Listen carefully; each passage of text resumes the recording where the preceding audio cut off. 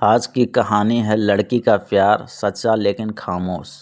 जी हाँ दोस्तों, शाम का वक्त था, शहर की रोशनियां जल चुकी थी, लेकिन उसकी ज़िंदगी में अंधेरा उतर ही रहा था। वो लड़की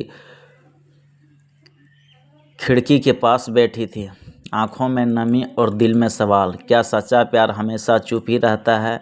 उसका नाम था अनन्या। अनन्या जैसी लड़कियां भीड़ में नज़र नहीं आती। वो सोशल मीडिया पर भी प्यार का दिखावा नहीं करती, वो बस दिल से प्यार करती है।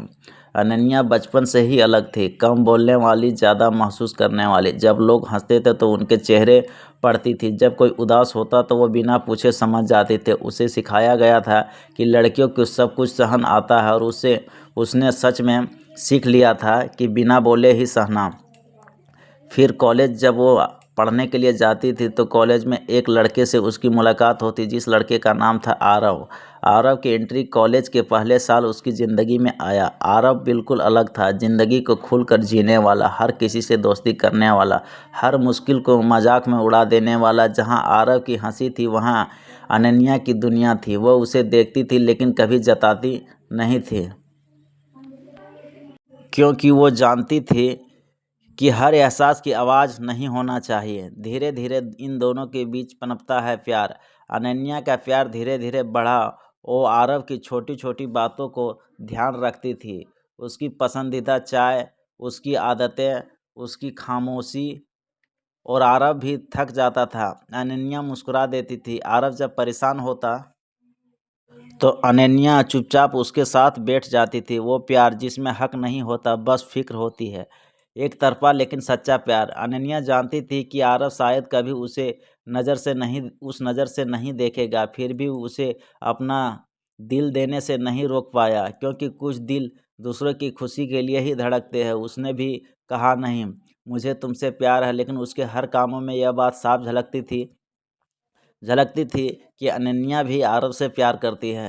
एक दिन कॉलेज में सब जमा थे। आरव ने हंसते हुए कहा कि मैं किसी और से प्यार करता हूँ और बहुत जल्द उसके साथ प्रपोज करने वाला हूँ, और आप लोगों को उसके सामने मैं स्वीकार करूँगा। अनन्या का दिल एक पल के लिए रुक सा गया। उसने खुद से कहा कि शायद वो लड़की मैं ही रहूँगा, लेकिन अगले ही पल सच सामने आता है, आरव ने किसी और का नाम लिया। उस पल अनन्या के अंदर कुछ टूट सा गया, लेकिन बाहर वो मुस्कुराती रही, क्योंकि उसने खुद से वादा किया था कि कभी भी किसी को अपने आंसू में नहीं दिखाऊंगी। उस रात अनन्या देर तक सो नहीं पाई। घर में जाकर कमरे में सो गई, और कमरा बहुत अंधेरा था, बस मोबाइल की स्क्रीन और उसकी यादें मोबाइल में सिमटी हुई थी। पहली बार उसने खुद से सवाल किया, क्या मेरा प्यार सही था या फिर मेरा प्यार गलत था? और जवाब आया कि नहीं, मेरा प्यार सही था, बस अधूरा था। उस रात तकिए ने उसके सारे आंसू को सोख लिए। अगले दिन अनन्या बदलने लगी। वो आरव से दूरी रहने लगा, ना नाराज़गी और ना ही शिकायत, बस खुद को बचाने की कोशिश, क्योंकि वो समझ चुकी थी अगर वो रुकी तो खुद को खो देगी। वक्त ने फिर से करवट ली। वक्त बीता, और आरव का जिस लड़की से शादी हुआ था और जिसे वो प्रपोज किया था, उसका रिश्ता टूट गया, और वो जिसे सब कुछ समझता था वो बीच राह में उसे छोड़कर चली गई। और तब उसे याद आई कि अनन्या कितनी अच्छी लड़की थी मेरे लिए। काश मेरी शादी अनन्या से हो जाती।